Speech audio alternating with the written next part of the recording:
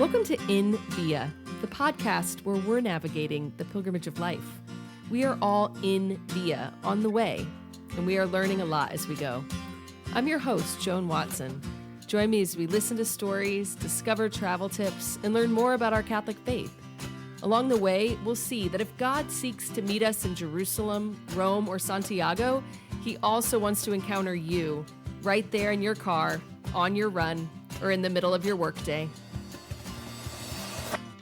So welcome back to In Via, the podcast where we look at the daily pilgrimage of life and the lessons that we learn on pilgrimage and how they can apply to that daily pilgrimage of life.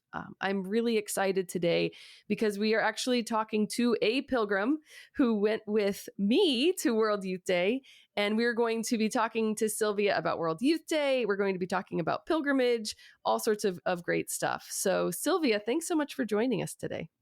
Thanks for having me. Can you start? I would love our listeners to, we're going to delve into kind of what World Youth Day is, but let's first talk about who Sylvia is. If you could give me 3 sentences about yourself, what would you say about yourself? Well, I'm currently a student at Marian University. I'm in my second year, studying global studies and theology. Originally, I'm from Dayton, Ohio, and I love to cook and travel and read and explore other cultures, especially my European heritage. I love it. I love it. So this pilgrimage was right up your alley because we got some theology and we got some exploration and we got some good food and we got some, some European, lots of touching the European culture in various different ways. What is your family heritage? So my grandmother is a Hungarian immigrant to America. So mostly Hungarian, but also Irish and German and, the Midwest American mix. That is incredible. Oh, that's great. I love kind of delving. I don't know that much about the people who actually came over, right? I know where I'm from. So I love that you have someone so close in your grandmother that actually is the first, the generation that came over. Yeah. I love that. Wow. Yeah. Were you able to meet anybody from Hungary when we were World Youth Day? Actually, at the vigil, we were walking around in a little group trying to trade our final little tradables. And we ran into a group from Slovakia. Now, my grandma, her hometown is in present-day Slovakia because the border changed after World War II. And in 2017, I was able to go with my dad and my aunt and uncle to visit her hometown. And that's in a place called Velká Ida, Slovakia, present day. It's Nagyida, Hungary. But that night, we stayed at a place in Slovakia an hour or 2 away called Velká Šádiš, Slovakia. And we met these Slovakians, and they were from Velká Šádiš. And we're just like blown away when we made the connection that they knew, like that I knew where they were. And they were just like, oh my goodness, this is amazing. So we took a picture, and it turns out that one of the young men in the group had studied abroad in Youngstown, Ohio. I'm from Dayton, Ohio. And I'm like, I don't even know that I've been to Youngstown. Like, Youngstown, Ohio is just the randomest place to study abroad, but he had been there. And so that was a totally like Holy Spirit, wow, we're meeting here in Lisbon. And yeah, it's very cool encounter. I love it. I love it. And again, we're going to get into what World Youth Day is all about, but I love the smallness of the world and especially the smallness of the Catholic world. And, like running into people in World Youth Day when there's 1.5 million people there, and you're running into like people from America, or you're making these crazy connections across the globe. And it just reminds us of the family of God and the body of Christ. And it's great. So you said you were global studies. Did that influence your decision to go to World Youth Day because you knew you were going to have such a global experience? Or why did you decide to go to World Youth Day, and what drew you to World Youth Day? I think if anything, I chose global studies because I love travel and I love learning about culture. So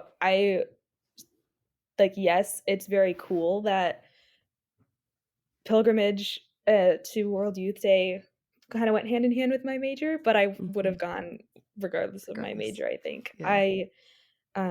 I really love travel, and especially that it's a pilgrimage. Like, I Mhm. remember, last year is the beginning of freshman year, the upperclassmen decided to open up this opportunity to freshmen as kind of a last minute thing. Like, we had to decide pretty quickly whether we were in or Mhm. not. And there was a cost to it. Like, financially, that was pretty Yeah. intimidating, and it turned a lot of people away. Yeah. Um, but for it to be pilgrimage and not just vacation was really attractive to me. My dad actually was the pilgrimage director for the Archdiocese of Cincinnati for a while. Oh, So wow. I've been on some like, he would take us kids on advanced trips for planning, Yeah. and I went with my family on pilgrimage to Ireland in 2022. Wow. But that was, like, with the older generations, a lot more comfortable. So Mhm. I would say World Mhm. Youth Day was definitely my first pilgrimage experience in the true sense of, like, we're not going and touring churches every day, and we don't have a set itinerary, and we're not Yeah. guaranteed to get in to see these things, and, Yeah. um, yeah, just having that opportunity with these people, like, in being in college, getting to go with my peers, I was very aware that this was something that was not going to happen again. So, I Mm. really felt called to pursue that.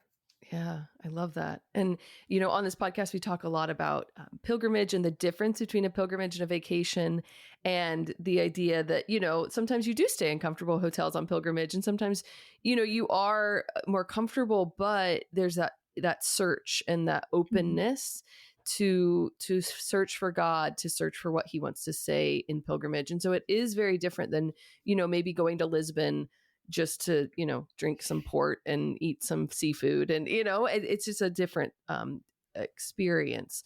So you've been on previous pilgrimages. Had you ever been to World Youth Day before? I have not, and that was another draw. Like, I could imagine, and I knew that it wasn't going to be what I expected, and that I just wouldn't Mm, know until I got there. Um, but to have it's hard to comprehend until you're really there, and then when you're there, yeah, it's hard to comprehend the sheer yeah, number of people and cultures and families represented who are all part of the family of Christ, and, like, yeah, especially mass just blew my mind, the opening mass and then the closing mass with, like, realizing that, Jesus was up on the altar however far away from me, like, I couldn't even see it with my bare eyes, and was coming down to me, and was coming mm, down to all of these people gathered here, mm, and, like, bringing us very mm, tangibly into one body was mm. just like, "Whoa." But throughout the week, encountering all the different cultures and languages, on the metro was just so exciting, it's so fun. Yeah. I love that reflection on the mass and just that communion, that we receive communion, but really we're brought into communion. Like, we think of communion as something we receive, and it is, like, we Mm, can call the Eucharist communion, but that we're also being brought into communion. And in our own Sunday churches, we might not see it quite as dramatically as we saw it that day, where every flag, I think every country was represented but one at World Youth Day. And so mm, for all of us to be brought into that communion when Christ comes to us in the Eucharist, and we're brought into communion with him and with each other, and it kind of makes your mind just kind of explode when you think of 1.5 million people from all across the globe coming together, Christ coming to us. I think it's just, yeah, it's just incredible. So, for those of you who don't know, World Youth Day is a global event. It happens every 2 or 3 years. The Holy Father calls all the youth of the world, and youth. How do you describe youth? Right? We saw babies and we saw grandparents. Right? So it's of course meant for kind of the young adult community, but there are people really from all ages, which I thought was really beautiful, coming together to not just encounter the Pope, although he was there and it was wonderful, but also to encounter each other, to encounter the Word of God, to encounter Christ in the Eucharist. So I really think of like World Youth Day being an encounter of Christ, whether that's in word or in sacrament or in the magisterium or in each other, right? And so we went to a number of events, just seeing people in the streets, right? Like we took over Lisbon, really. I mean, like tripled the size of Lisbon, probably, like just with so wherever you went, you saw pilgrims. I thought that was really, like you mentioned, seeing them on the Yeah. metro. I thought it was really powerful. Just, we kind of took the city over. What was what major World Youth Day event was your favorite of all of them? Mm, It's kind of hard to choose favorites, I know. yeah. The American Gathering Mm. on Yeah, was that Wednesday? Wednesday Wednesday night, the night? whole Yeah. week, I had no idea what day it was, That's so another beautiful thing about pilgrimage is like you're kind of taken out of time, I think, and like Yeah, brought into God's time. I think that's one of the yes, hallmarks of pilgrimage is that you no longer have to worry what day of the week it is. You just kind of follow, right? Like, yeah, okay, what are we doing now? And you just follow, and it mhm, doesn't matter what day. But it was Wednesday night, the American Gathering. yes, yeah, the American Gathering was first of all, I didn't know Bishop Barron was going to be there, Oh, I and I'm love a it. big Bishop Barron Word on Fire fan, so to hear him preach live was amazing, and to celebrate and, like, have adoration with him Yeah. multiple times because he was also at the, Friday morning catechetical session was just, "Whoa," like, that's kind of cool, Yeah. but more than that, being at the American Gathering, because we had catechetical sessions in the mornings, that were English speaking, so we met Aussies and we met, people from England and other countries who spoke English, like some African countries. I met a Yeah. Slovak woman in the line for the porta potty, like, I just from love all it. over the place. But to have the American Gathering Wednesday night was so special, to come together and to celebrate and to recognize that the church in America is alive. Like, we've Mhm. answered the Holy Father's call. We're here. We've shown up and we're Yeah. ready. Like, Yeah. there was such a hunger, um, for Christ and a willingness to, yeah, pay the cost and give things up to be in Lisbon and to come together. And it was so interesting being in a different country amidst so many different cultures. It really Mhm. strengthens our own identity as Americans, and, Yeah. um, it was really fun when we were getting our spots beforehand and waiting around. There were some, um, encounters with people I worked with in previous summers as a missionary and just very random, like, "I didn't even know you were here, Love and it. last time I saw you was in Ohio, and now we're in Lisbon, this is crazy," and yeah, those encounters are just super fun and like, "Wow, thanks, Lord, like, this didn't have to happen, but Mm. it did, so thank you for Yes. that."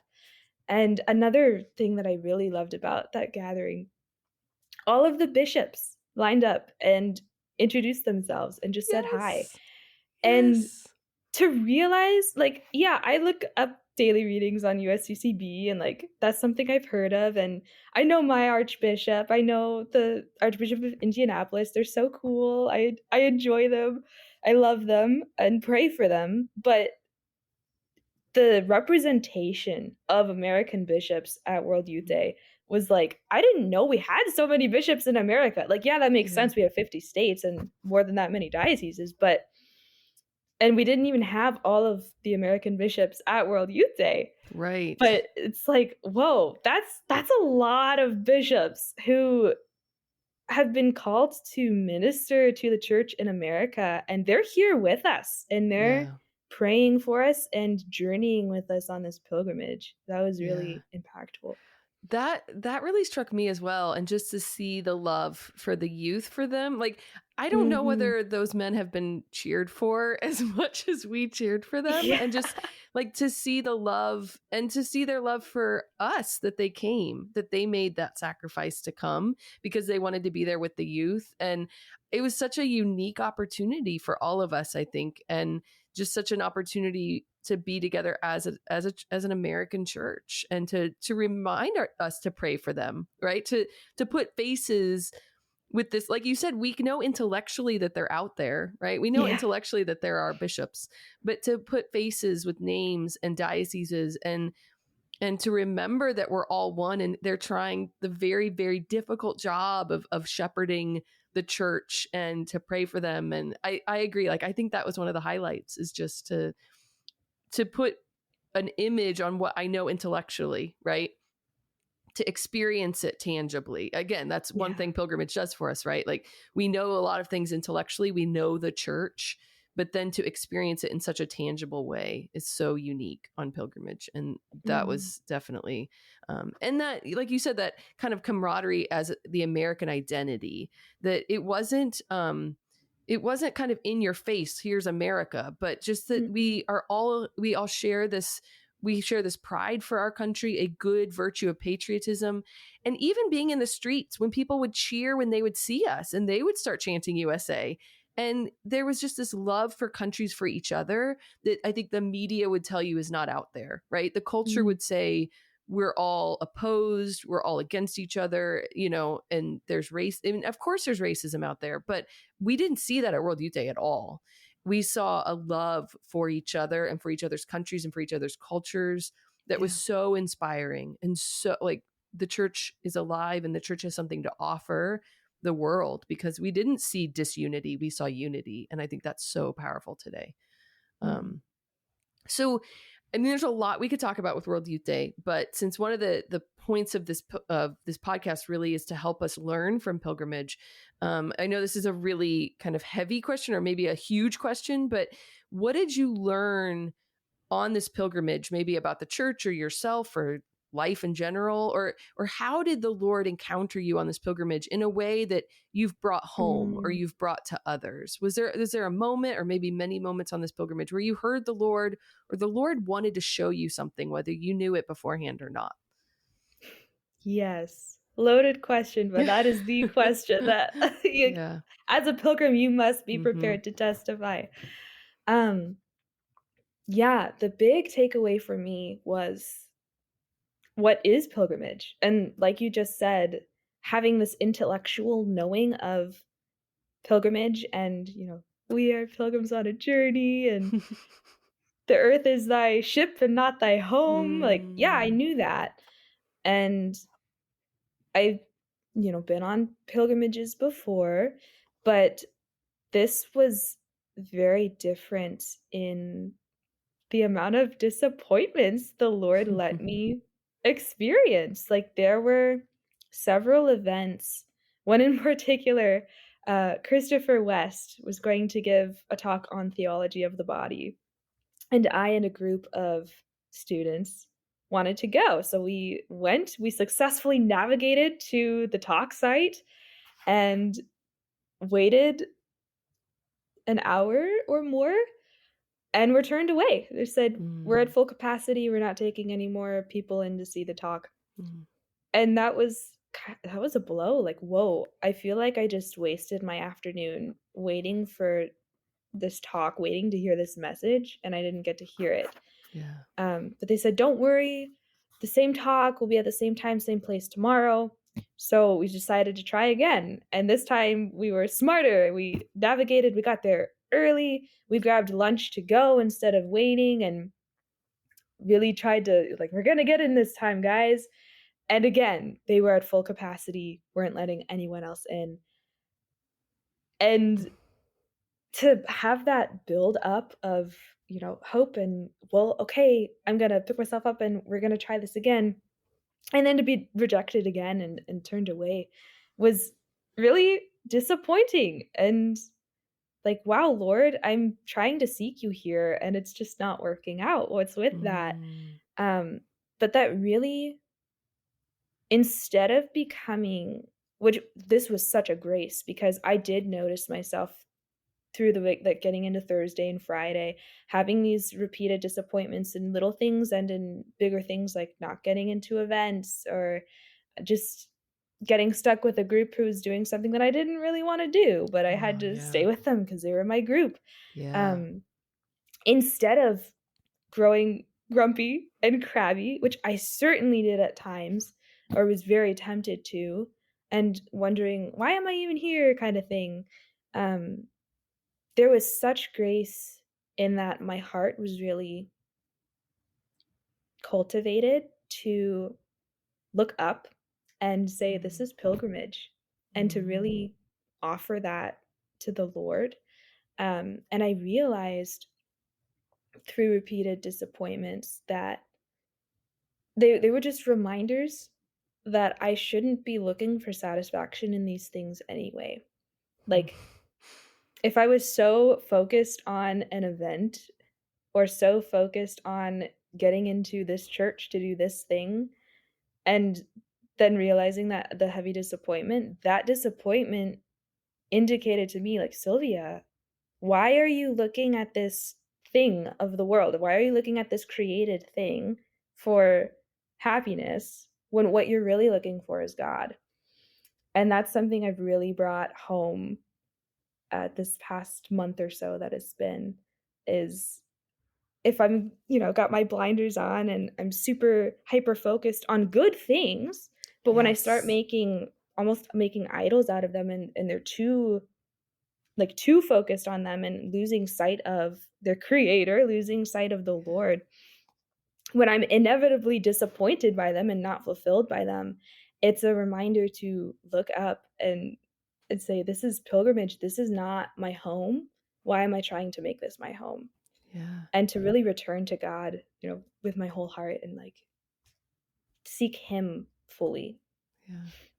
It's almost like you were asked to fast in a way that you Mm, weren't expecting to fast because, when we talk about fasting, especially during Lent of, fasting, abstaining from meat or fasting from chocolate, right? Fasting between meals. I think sometimes non-Catholics can be like, why do you think meat's evil, right? Do you think chocolate's evil? And we're like, no, we're giving those things up because they're good. And then we look weird, right? Why are you giving up something that's good? And it's like, because something's better, right? We want to empty yeah. ourselves to make room for the Lord, right? Because the Lord is better than chocolate cake, right? As great as chocolate cake is, it's not evil, it's great. I'm offering it up to him because I want him to fill me. And you were asked to fast from good things in a sense, right? Nothing, you weren't seeking evil at Worldview Day. You were seeking to Right. go to a talk by Christopher West, right? And so the Lord was asking you almost to fast from these things to teach you that lesson that he is ultimately going to fill you, right? He is ultimately going Yeah. to satisfy you. And I think so often we have our plans made and we don't allow him to surprise us, right? We have our expectations. I know a lot of people went into World Youth Day with certain expectations. And when those expectations weren't met, they were upset. But what Mhm. if the Lord wanted to do something else, right? What if he wanted to make room, whether make room in your heart for him, teach you kind of how to grow closer to him, or whether he wanted you to do something else during that time? Like maybe he just wanted that Mhm. hour to be spent getting to know your pilgrims better, right? Right. But it's such a, I was so struck. So, spoiler to all our listeners, I had already heard this story partly from Sylvia, and I was so struck by your maturity because it was very close to the time when you shared that you were experiencing it, right? Like it wasn't like you had Yeah. had a month to reflect on it. I was so blown away by the spiritual maturity that you had that I don't know whether I would have had. I probably would have gotten grumpy and upset. And so it showed such spiritual maturity and showed the grace of God that God was able to really show you that that's what was happening. Yes. And I was reflecting, on our first exchange, you and I, the first time you texted me was because you missed Fatima. So could you Yes. briefly tell that story? Because that's another disappointment, I think. But you turned it into good, or the Lord turned it Y into good. Oh, yeah. Yes, I wanna brag on the Lord every chance I can get, because he's certainly all the surprises. Oh, he's so good. Yeah, so my flight out of Indianapolis to DC was delayed, and because of that, there was no way that I was going to make the flight to Lisbon.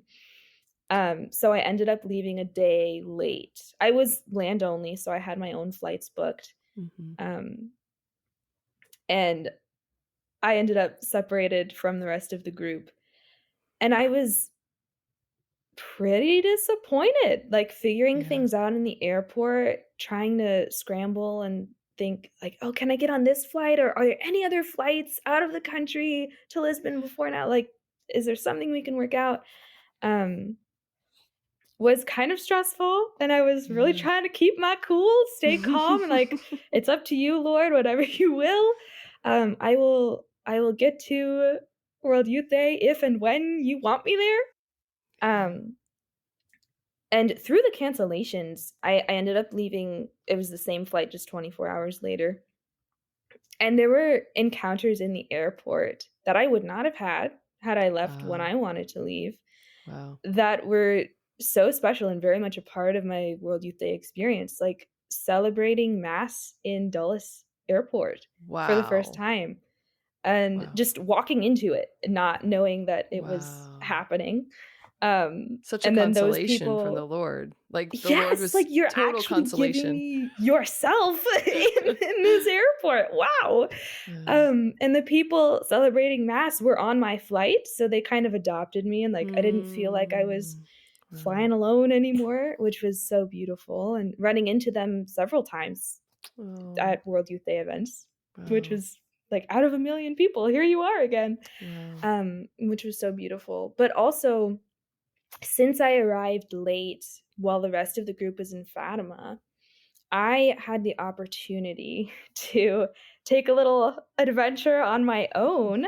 So I work for the Little Sisters of the Poor here in Indianapolis, and they were all so excited when they found out I was going because they're international. They have homes in several different countries, and they were sending sisters from our province and young women from our province as well to World Youth Day, and we're, selling their little banana breads to fundraise for them, Oh. and so I really felt like, wow, like, World Youth Day is not just a Marian thing. There are other Mm. people going and other Mhm. people who are supporting this mission, which, wow, that's so cool.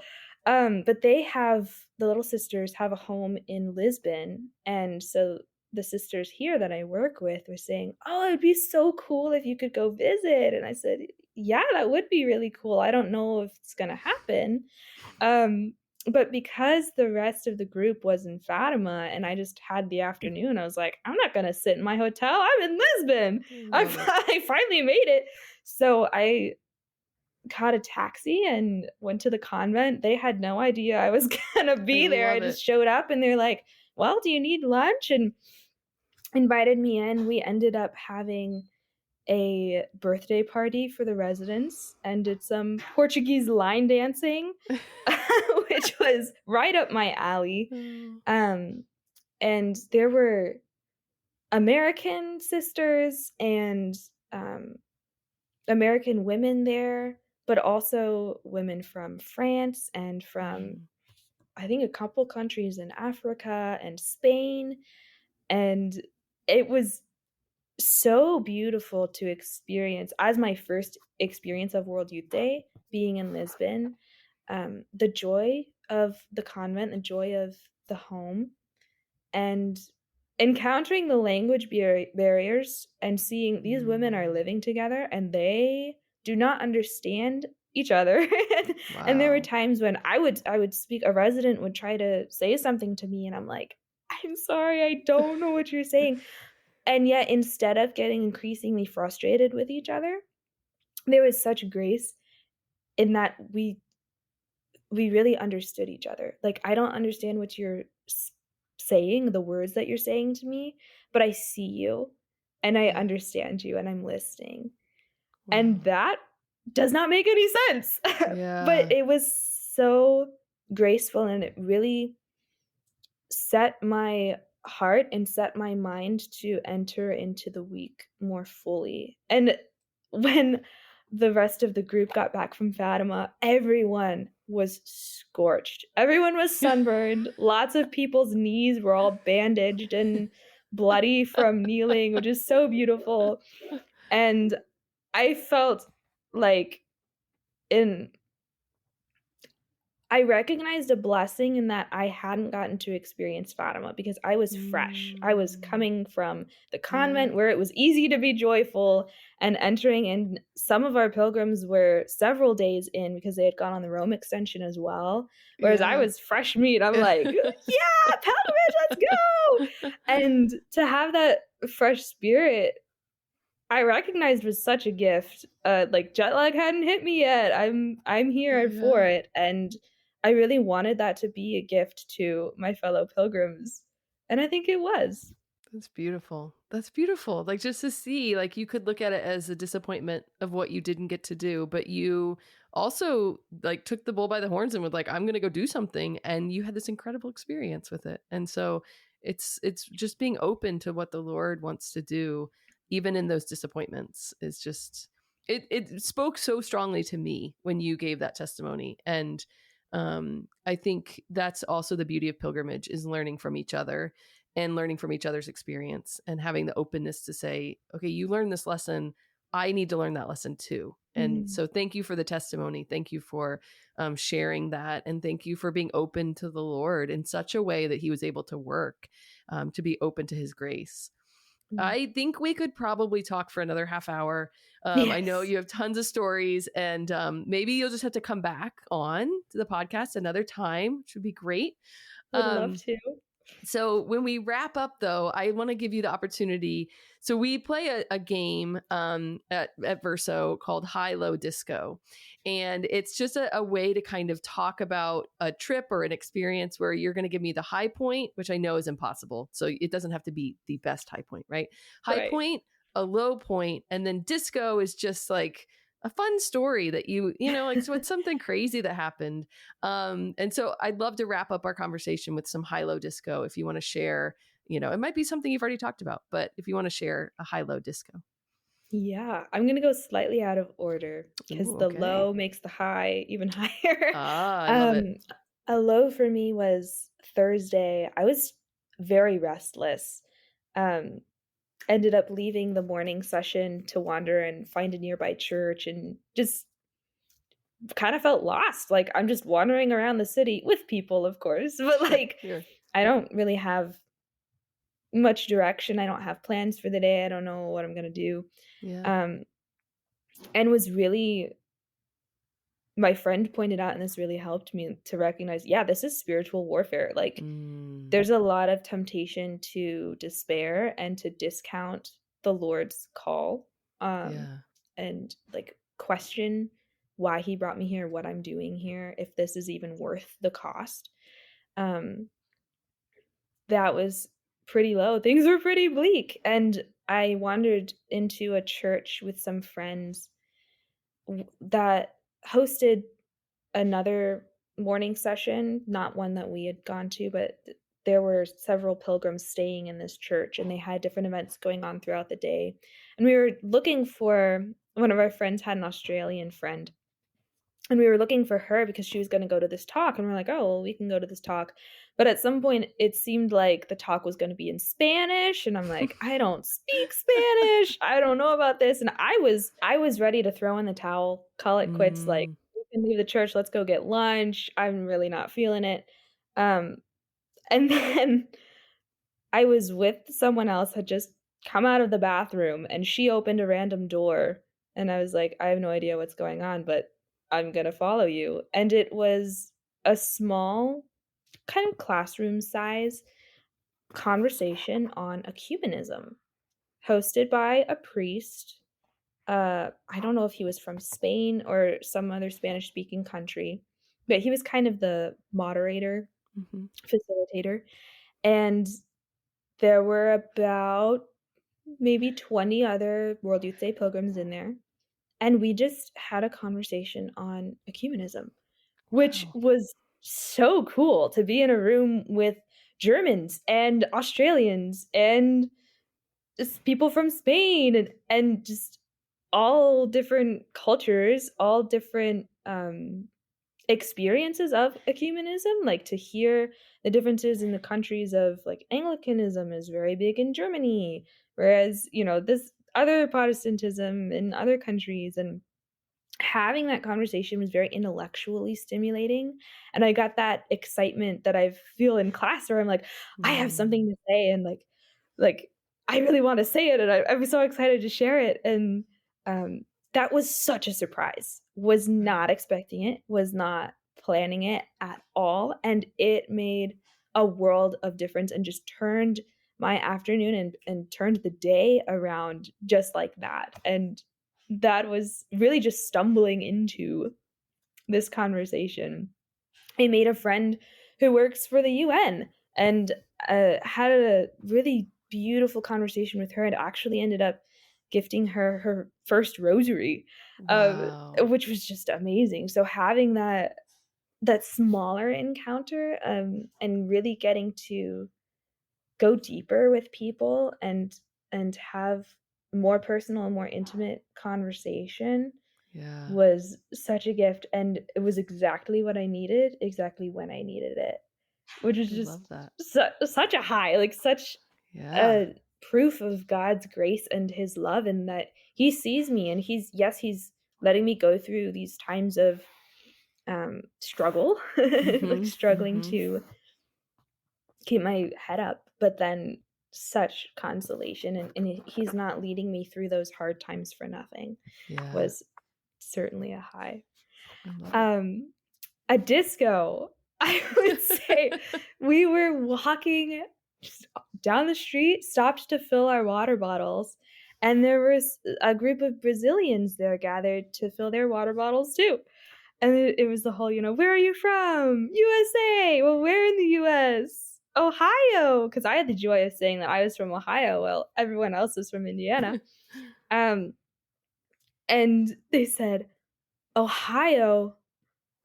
That's the meme state." And I said, "Oh, no." Apparently, and I did not learn this until I chose to go to school in Indiana. Apparently, Ohio is a huge meme, like, on TikTok and just Oh, funny. Instagram or whatever. I'm not on social media, so I wouldn't know, but there are so many memes associated with Ohio, and I never let it bother me because I know that it's just because Ohio's the best and everyone else loves to hate us. But I was just so surprised and so Wow. tickled that these Brazilians know, like, what Ohio is, but not only that, like, they know that Ohio's the meme state. That is I was like, hilarious. "That's just crazy. That's What is our culture?" that is so random. But, That is yeah, that funny. was fun. Yeah. Oh, good. Oh, well, thank you so much for chatting with me today, for sharing these incredible stories. Again, we'll have to have you back on. We'll have lots of stories to tell, but it was really a pleasure, Sylvia. So thank you so much for being vulnerable and sharing where the Lord has worked in your life so that we Mhm. can learn from it as well. So thank you so much. Thank you, Joni.